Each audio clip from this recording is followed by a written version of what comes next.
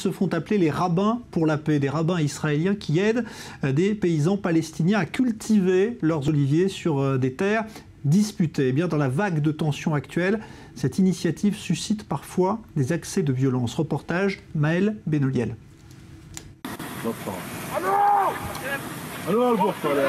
Ces images parlent d'elles-mêmes.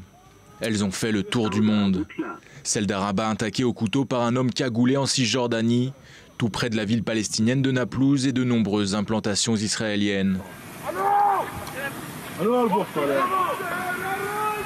Celui qui a été attaqué, c'est lui, Arik Asherman.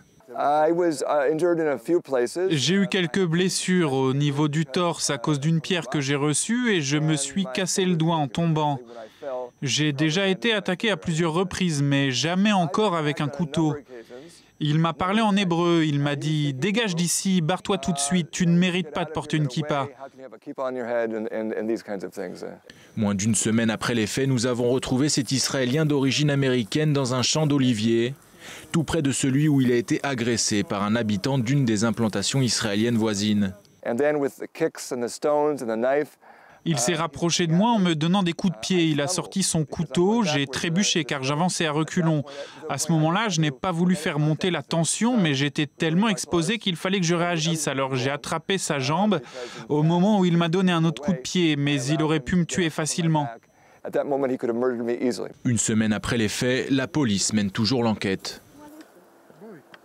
Comme tous les jours pendant la récolte des olives, Arik Asherman vient prêter main forte aux fermiers palestiniens.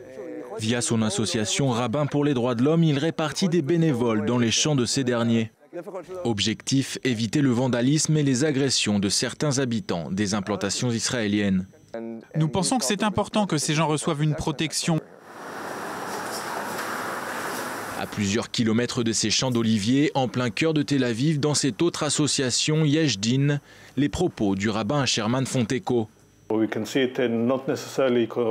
Ce n'est pas seulement durant la période de récolte d'olives, c'est toute l'année durant.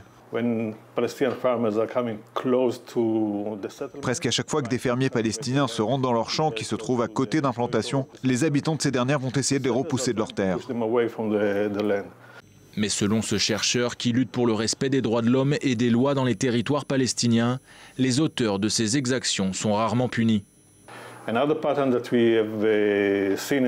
Nous avons aussi remarqué d'après nos bases de données que beaucoup d'oliviers sont vandalisés, coupés ou empoisonnés. Nous dénombrons 264 documentés lors de ces 10 dernières années. Seulement 6 personnes ont été traduites en justice. Aucune d'entre elles n'a été déclarée coupable.